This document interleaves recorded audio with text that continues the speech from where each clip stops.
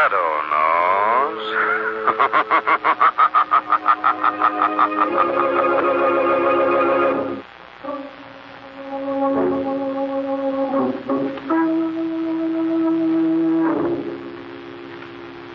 The shadow, who aids the forces of law and order, is in reality Lamont Cranston, wealthy young man about town. Years ago in the Orient, Cranston learned a strange and mysterious secret, the hypnotic power to cloud men's minds so they cannot see him. Cranston's friend and companion, the lovely Margot Lane, is the only person who knows to whom the voice of the invisible shadow belongs. Today's drama, The Chill of Death.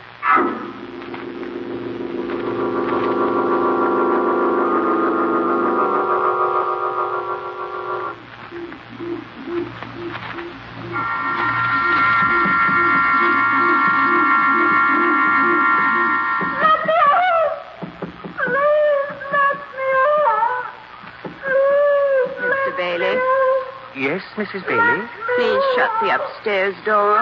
Of course, my dear. You know how terribly sensitive I am. Of course. The sound of that poor girl screaming, I couldn't stand it. Your feelings do you much credit, my dear. Mr. Bailey. Yes? Why is she screaming? The narcotic wore off a little too early. I see. The neighbors? You can't hear her. The walls are quite thick. I still don't like it. Suppose someone were to come in. It's late, my dear. No one will. We should think of something, Mr. Bailey, for the future. It's upsetting this way. I have always felt, my dear, that in the course of a long life, I have never met a woman of such exquisite sensibility as yours. Thank you, my dear. I wonder what's on the radio. Mr. Bailey. Yes? Tune in to something pleasant. Music, perhaps. Not one of those crime programs. They're so morbid.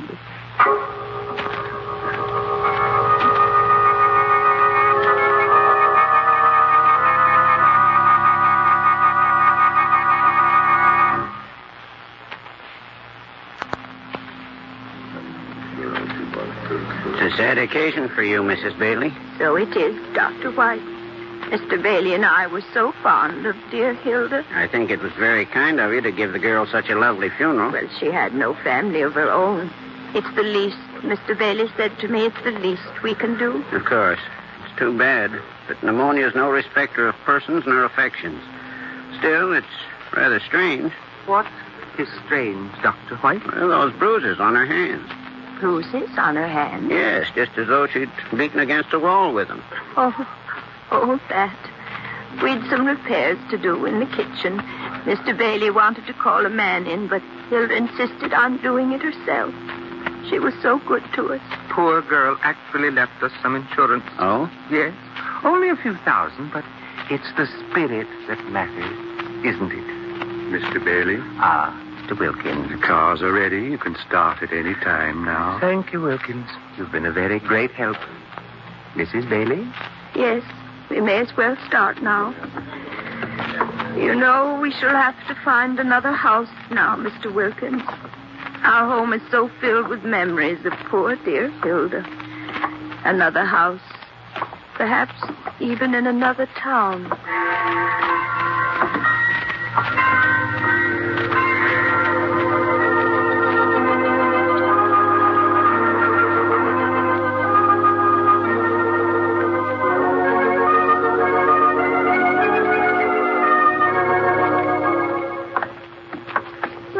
Is Mr. Carlton Hicks?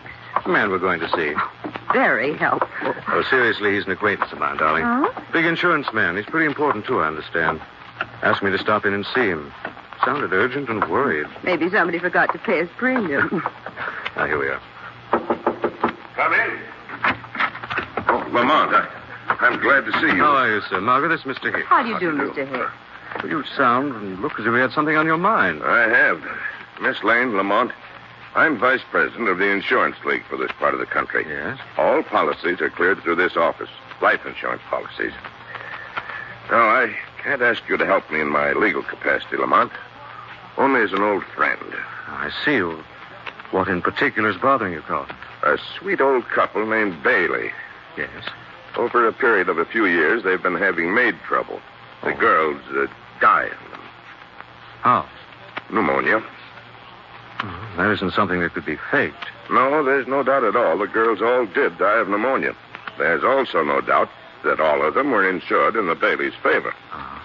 I'm beginning to see what you mean. Each policy didn't amount to very much, a few $1,000s only. But together, I see. The girls were all insured with different companies and in different towns. Yes, this thing has possibilities. Will you help me get to the bottom of it, Lamont? I'd be glad to. I think the immediate question is, where are the Baileys now?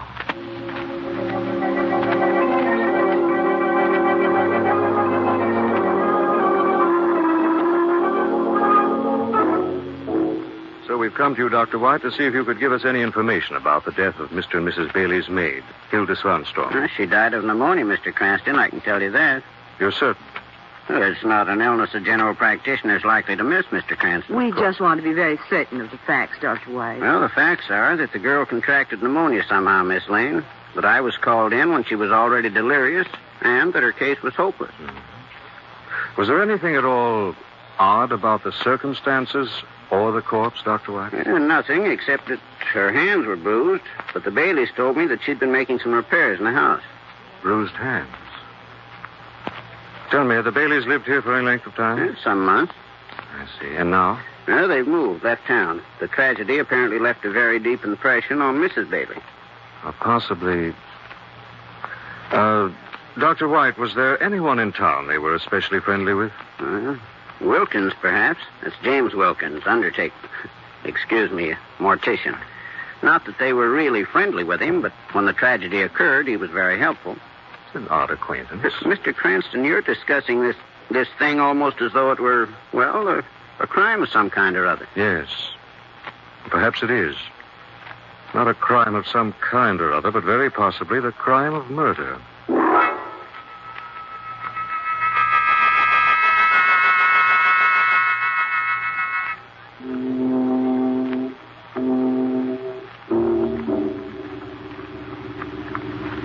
Mr. Wilkins, I hope Miss Lane and I are not keeping you from your affairs.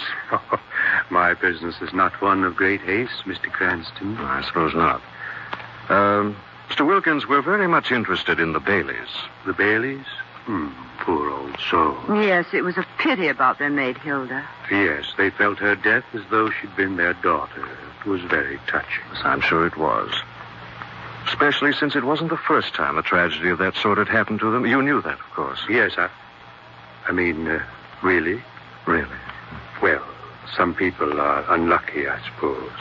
You mean the Baileys? Yes. Oh, I was thinking of their maids. Mr. Wilkins, where are the Baileys now? I'm sorry, but I don't know. No, I don't know. Oh, it's later than I thought. You'll excuse me. I have an appointment. Of course. Coming, Margot? Goodbye, Mr. Wilkins. And thank you very much for your help, Mr. Wilkins.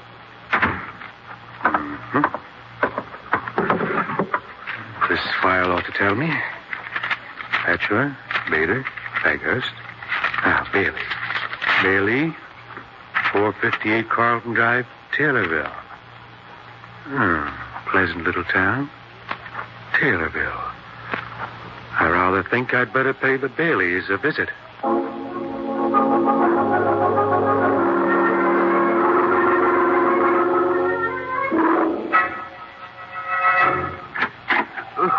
Good evening, Mr. Bailey. Oh, Mr. Wilkins. What brings you here to Taylorville? Just a visit, purely a social visit, Mr. Bailey. I see. Come in. Thank you. You call at a late hour, Mr. Wilkins. My wife and I had already retired. Pity you didn't let your maid answer the doorbell, or don't you have a maid? We have not as yet hired one. But surely you didn't come all the way here to Taylorville to discuss maids. A gentleman came to my place earlier today, merely to discuss maids. Yes? Especially Hilda, your last maid. Who was he? Mr. Cranston. Never heard of the man. Apparently he heard of you. However, I didn't furnish him with your address. How did you happen to know it? I've been interested, shall we say, Ever since I discovered that Hilda was not the only one of your maids who died of pneumonia? True. A series of unhappy coincidences. Mr. Bailey, I'm no longer a young man. I find my duties arduous. I've been thinking of retiring. Indeed. Unfortunately, however, I can't afford to retire. That's a pity. But then, we must cut our cloth to fit our pattern, mustn't we? Oh, yes. But I've been thinking of a new pattern, Mr. Bailey. One involving a series of unhappy girls who all died of pneumonia shortly after being employed by dear old Mr. and Mrs. Bailey. A pattern the police might find significant. Police? Mr. Wilkins, your requirements for retiring are... $5,000? Tidy sum. A modest sum. I shall have to consider. I am most anxious, Mr. Bailey, to retire at once. I'm afraid you have no time for consideration. I see. Well, in that case, I suppose I shall have to comply with your request. You are a philosopher, Mr. Bailey. Am I? You flatter me. Here we are, right in the desk. I think, Mr. Bailey, in your hand. A knife, Mr. Wilkins. But you can't... Mr. Wilkins, you are a blackmailer. A blackmailer is never satisfied with the initial payment. He returns always for more and more. I couldn't put up with that. Let go of me. The hour is late. You will not be heard. No. You, sir, are a blackmailer, and I am a murderer. You have practiced door calling tonight, and now I shall practice mine.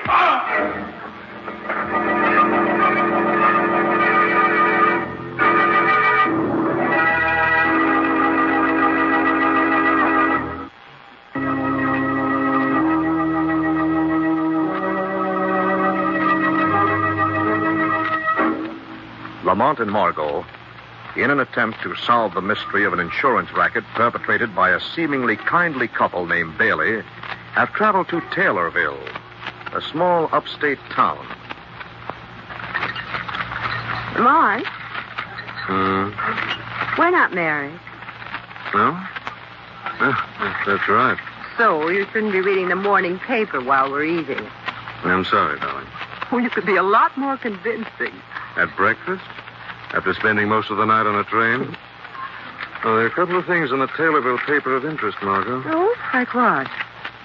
Report of a man found with his throat cut on the outskirts of town late last night. Oh? Who was he? I don't know. According to the paper, there was no identification on the body. I think we'll go pay a visit to the morgue. Lovely idea for an after-breakfast jaunt. What was the other item? Oh, that popped up in the classified ads. It appears that our friends, the Baileys, are advertising for a new maid.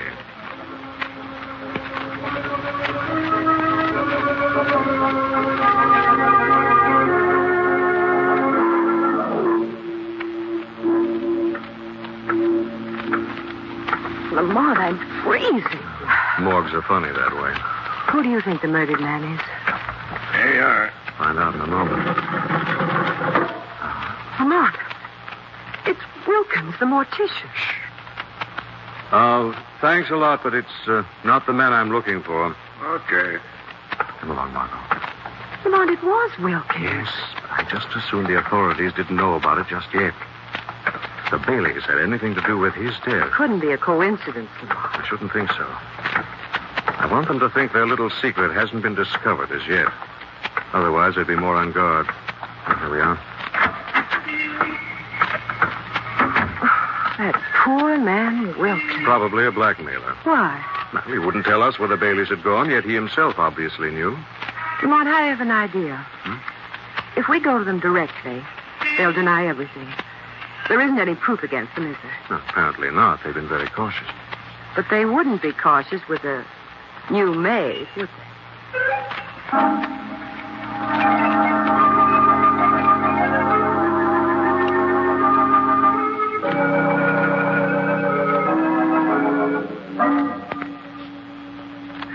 Your name's Margaret Flynn, eh?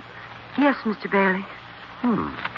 You appear to be a pleasant girl. Have you had much experience? Not very much, sir, but I'm strong and willing to work. Good. That's the spirit. Good morning, my darling. Good morning, Mr. Bailey. This is Margaret Flynn. Mrs. Bailey.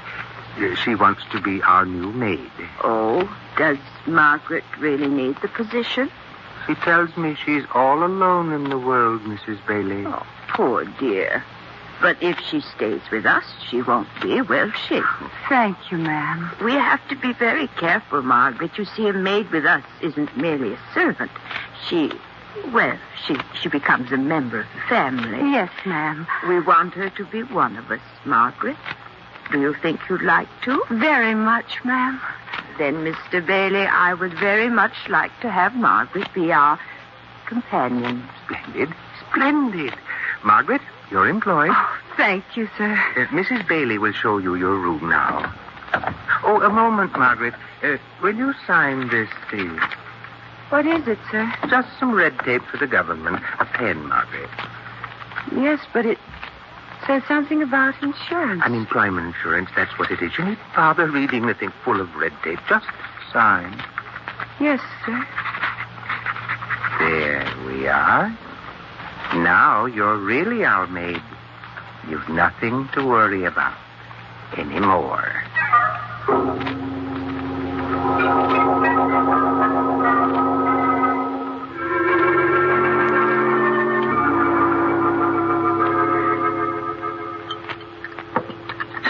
Splendid dinner, my dear.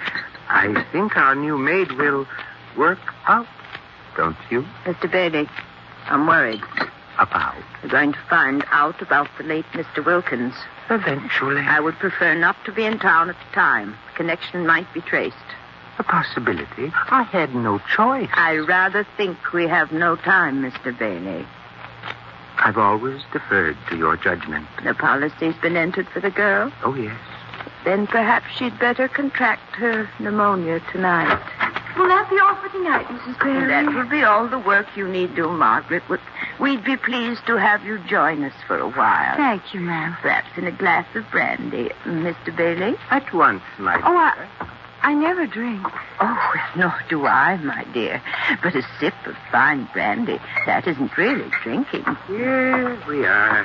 Mrs. Bailey? Thank you. Margaret? Come now, no harm in brandy. No harm at all. Thank you, sir. Let us drink to a very happy future for all of us. A charming toast.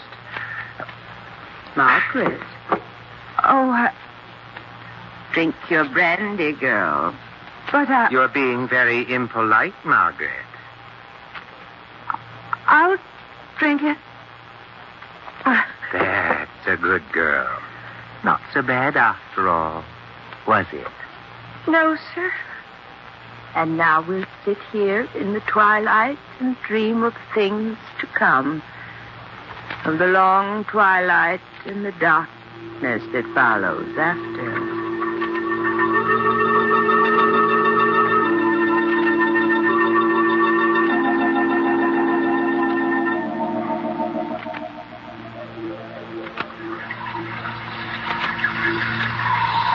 What a soothing sound, the sound of running water. Oh, my dear, I'm rather tired. Shall we go to bed? Very well. The door. I'd better answer it. That sound, perhaps, Mrs. Bailey, you might oblige us with a little Chopin until our visitor leaves. Of course.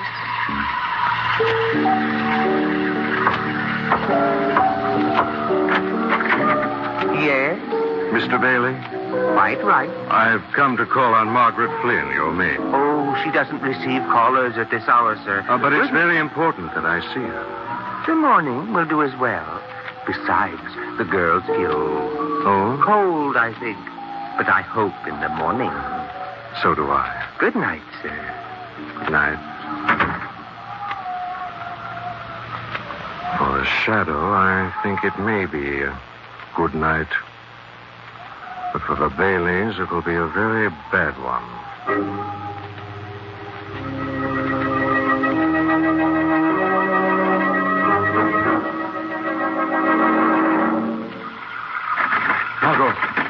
Margot! Margot! Lamont! Come on, here. Let me help you, darling. Come here.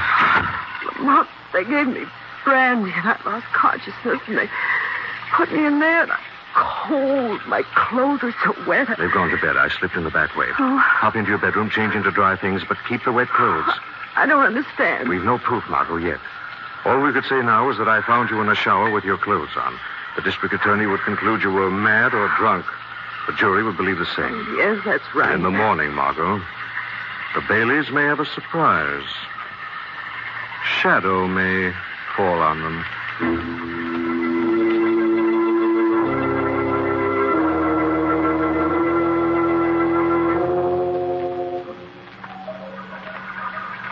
Well, Mrs. Bailey, how is the girl?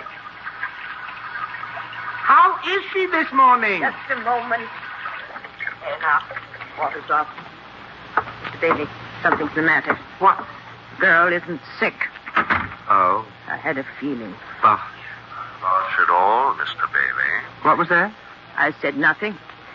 You did. Oh, no, Mr. Bailey. It was I. I'm going mad. No, Mr. Bailey, you're not. Because I hear him, too. Good for you, Mrs. Bailey. Who are you? The shadow. Must be some joke. You're made of sterner stuff than your husband, Mrs. Bailey. Too bad he's not as strong as you. I don't know what... Murders are best performed alone, Mrs. Bailey. A weak accomplice often becomes a betrayer. Get out of here. Look, Mrs. Bailey. Look at him. Get out dreadful. of here. See the hysteria in his eyes. Get out. The frantic way he looks about this room in search of a Get shadow. out of here. Can you be quite sure that your life is safe in his hands? Shut up. Still you. I'll be still. But will he, Mrs. Bailey, unless Yes? he joins your maids? Join the maid. She wouldn't. No? Look at her, Mr. Bailey. Scheming. Mrs. Bailey? He's lying. Do you think I'm lying, Mr. Bailey? You who know your wife so well, your murderous wife whose dear sweet little head hatched the plan of murder you've been following? She was the one who... Of course she was. There's only one hope for you, Mr. Bailey. What's that? Don't listen to him. One hope. Confession. Confess to the police and Mrs. Bailey would care very little about your death. She'd be contemplating her own. Don't listen to him, you fool. And with confession, Mr. Bailey, you could plead that you were only a tool in her hands, that you were not fully responsible. Mr. Bailey, don't listen. Life is sweet, Mr. Bailey. Even in a cell, life is sweeter than dancing on empty air with a noose around your neck. I'll write that confession. No. I'll write it. It's a trap. Better than a death trap sprung by the state executioner. Better than to die gasping out your life with pneumonia. I'll write. Mr. Bailey, don't. Be go. I won't let you write. Let go of me. I tell you, let me go.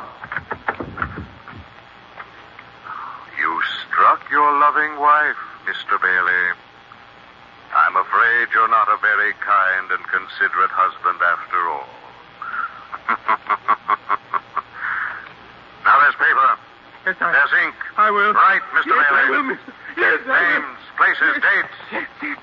Write, Mr. Bailey. Write.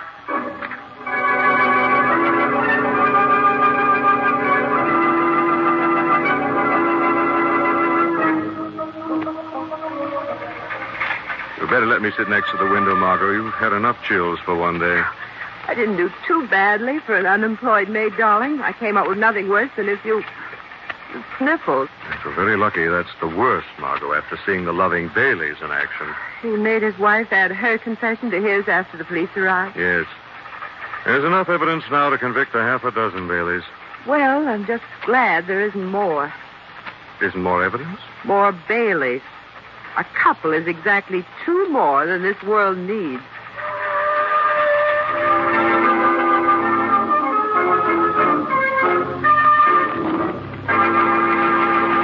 The weed of crime bears bitter fruit. Crime does not pay. The shadow, no.